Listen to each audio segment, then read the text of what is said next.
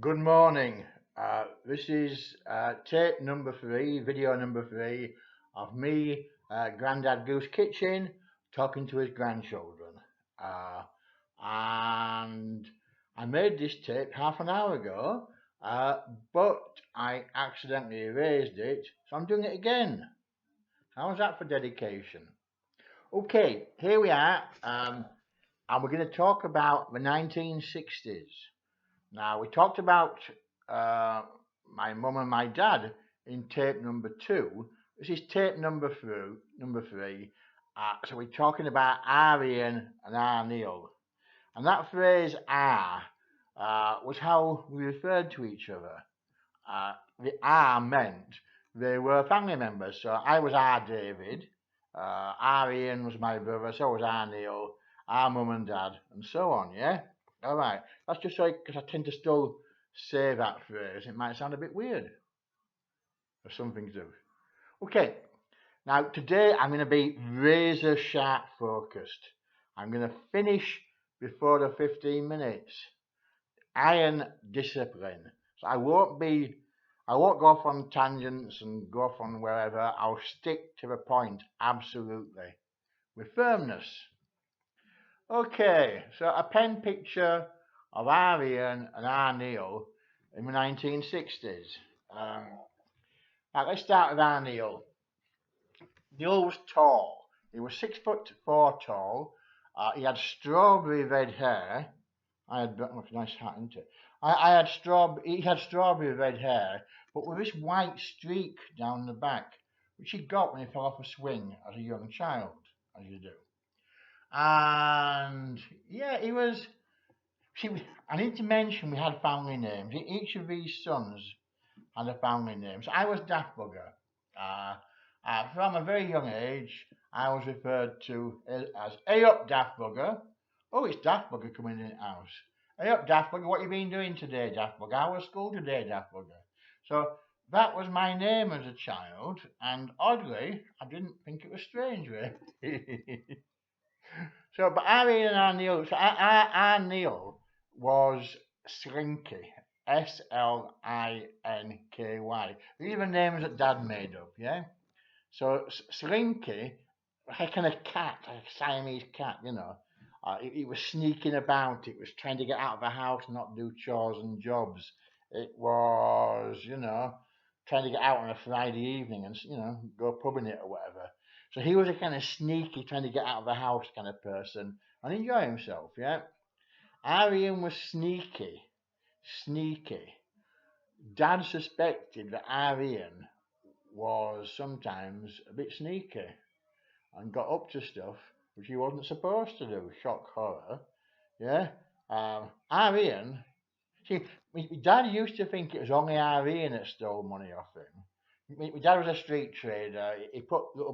He had this idea that if someone broke into the house, the last place a burglar criminal type would look to find money in the house would be in shoes. So Dad used to put all his money he earned on the street in little plastic bags and shove them inside his many. Imelda Marcos had a lot of shoes. She was a Philippine president's wife. My dad was equally fond of shoes. And he had a whole range of shoes under every cupboard in the house. And each one was stuffed with money. 10 pence pieces, 50 pence pieces, or whatever. And our Ian would dip his hand into the shoe and help himself. That was a night out, paid for. But so was Mum, and so was me, and so was our Neil. It was always our Ian suspected, though, of nicking stuff. I used to steal biscuits out of the pantry, and that was another sign of sneakiness, yeah?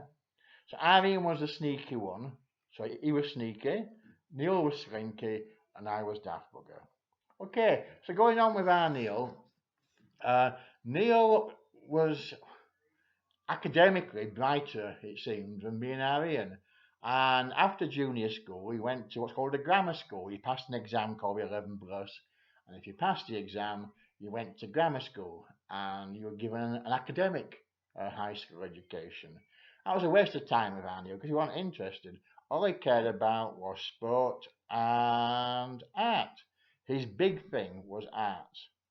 and he couldn't give a bugger about history and English and all the rest of it. He wanted to be an artist. She's, So at age 16, he left school, grammar school, with one O level, as we were called, in art. And that got him into Bradford Art College, where he spent the next 3 years.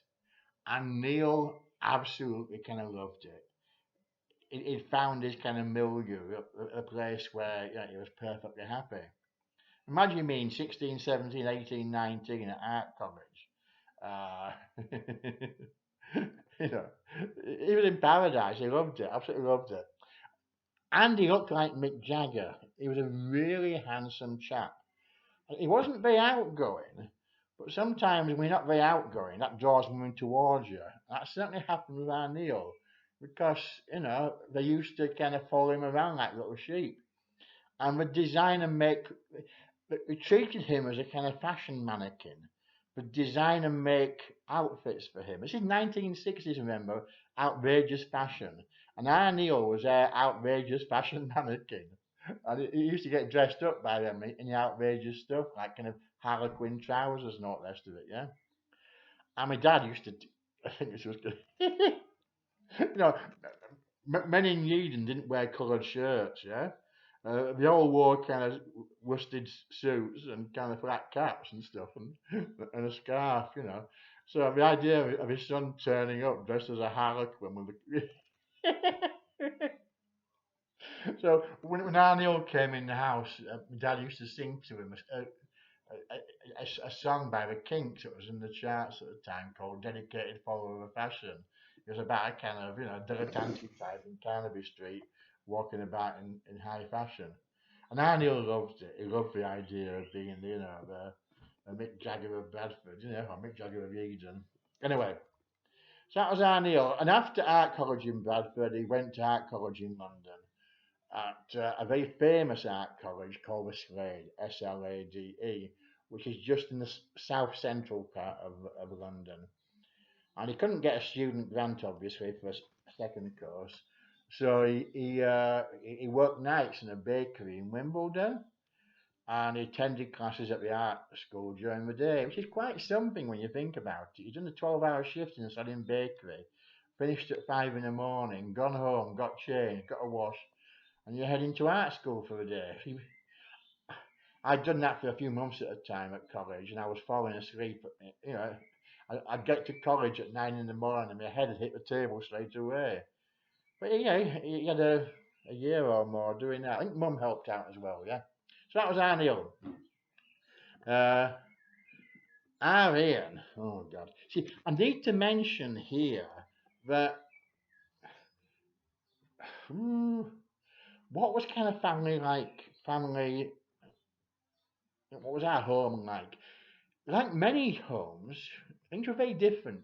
It's like living in a volcano. Things were always erupting. It was volatile. Arguments every day, chairs getting thrown, folk getting kicked out of the house, folk getting locked out of the house. Me hiding under the table watching it all going on. It was volatile. Now, don't make too much out of that. People, when there was physical fights, it's between two adult men. So Irene and my dad, for example. There was one time where they had a fight. But it was Christmas Day. And my dad whacked him one, and Irene went flying across the room, hit a chair, and rolled over. But they were friends afterwards. My point is, I'm going to get shouted at here. I believe that people I knew growing up in that place were real. They were genuine. They weren't fake, they weren't posers, they weren't dilettantes. They were absolutely genuine people. And yeah, they were a bit volatile sometimes, and they were a bit extreme, and but their relationships were more sincere and stronger than a great many I see nowadays. I'm going to get shouted at. I'm always getting shouted at. Okay. So don't read too much into kind of random kind of fist fights in the house, because it was fairly normal, really, for that period in history, and the kind of place that YEADON was. Okay. My mum used to say, "Stop fussing, David. Stop fussing about these fights." Anyway, right, moving on. So Arian, see, he was never going to be a hard-working man in the normal sense of the word. My father had the idea.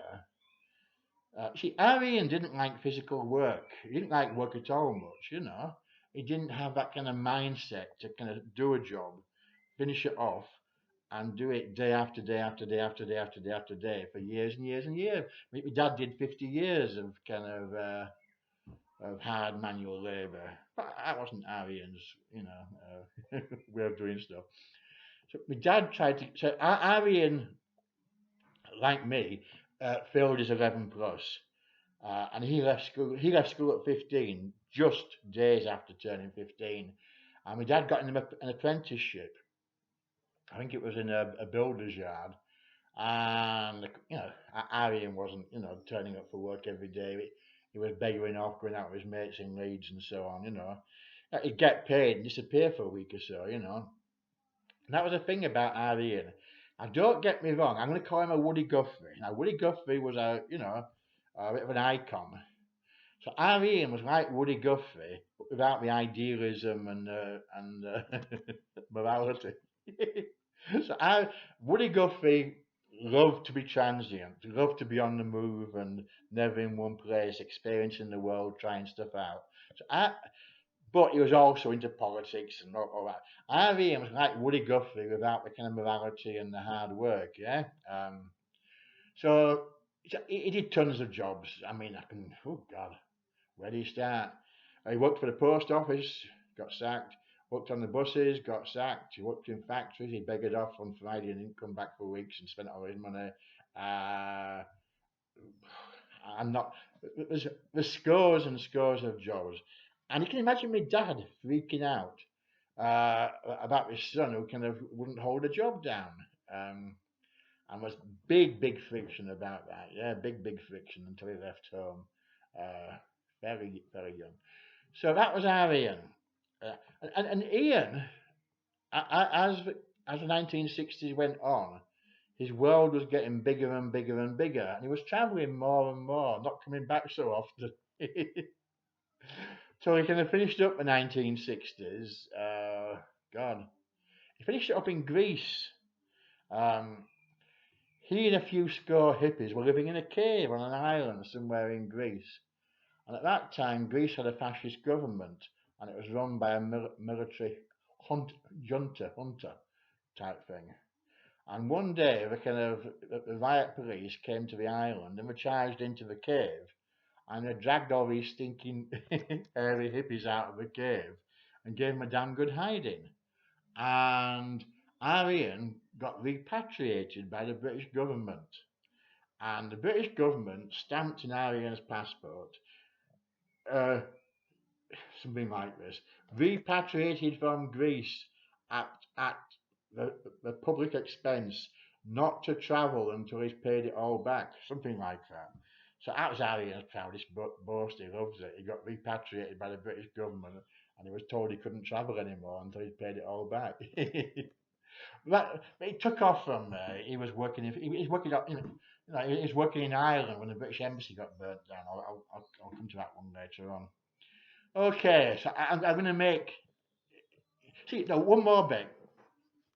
So I was when Neil was. Start again. These brothers of mine were 7 and 10 years older than me. Yeah, a big age difference.